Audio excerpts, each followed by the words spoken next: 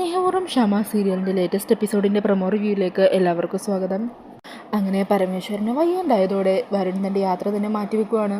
ഹോസ്പിറ്റലിൽ നിന്നും പരമേശ്വരനെ തിരികെ വീട്ടിലെത്തിക്കുന്നുണ്ട് കേട്ടോ. ഈ സമയം അച്ഛൻ്റെ അവസ്ഥയിൽ ആകെ തകർന്നിരിക്കുകയാണ് വരുൺ.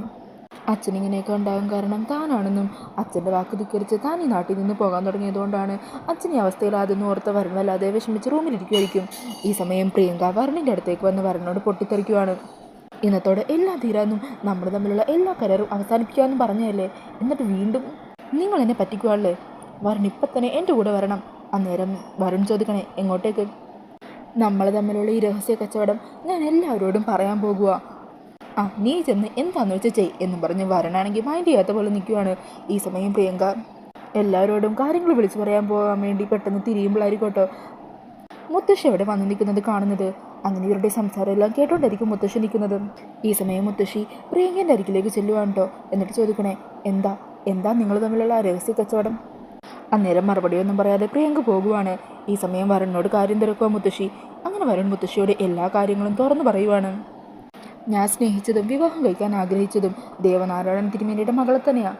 പക്ഷെ അത് പ്രിയങ്കയല്ല. വരുണിൻ്റെ ആ വാക്കുകൾ കേട്ട് ഞെട്ടിത്തെറിച്ച് നിൽക്കുവാണ് മുത്തശ്ശി. പിന്നീട് പ്രമോയിൽ കാണിക്കുന്നത് രാത്രിയിൽ കുഞ്ഞുമോൻ്റെ ഗുണ്ടകളും രാധികയുടെ വീട്ടിലെത്തുവാണ് കേട്ടോ. ഈ സമയം ദേവനാണെങ്കിൽ പണം അടക്കാൻ കുറച്ചുകൂടി സമയം അനുവദിച്ചു തരണമെന്ന് അയാളുടെ കേണപേക്ഷിക്കുന്നുണ്ട്. എന്നാൽ അയാളതൊന്നും കേൾക്കാനേ തയ്യാറാവുന്നില്ല.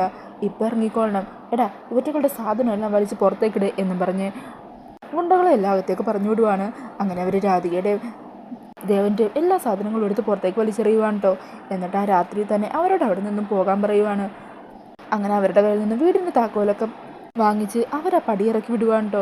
ഈ സമയം മുത്തശ്ശിയും യശോദനും ദേവനും അവരെല്ലാവരും സങ്കടത്തോടെ ചങ്കുപൊട്ടുന്ന വേദനയോടെ അവിടെ നിന്നും പടിയിറങ്ങുവാണ്. അപ്പോൾ ആ ഒരു സീനൊക്കെയാണ് പ്രൊമോയിൽ കാണിക്കുന്നത്. ഈ ഒരു പ്രൊമോ റിവ്യൂ ഇഷ്ടമായിട്ടുണ്ടെങ്കിൽ മറക്കാതെ വീഡിയോ ഒന്ന് ലൈക്ക് ചെയ്യണേ. ഇതുപോലുള്ള കൂടുതൽ റിവ്യൂസിനായിട്ട് ഈ ചാനലൊന്ന് സബ്സ്ക്രൈബ് ചെയ്തും കൂടി സപ്പോർട്ട് ചെയ്യണേ. താങ്ക്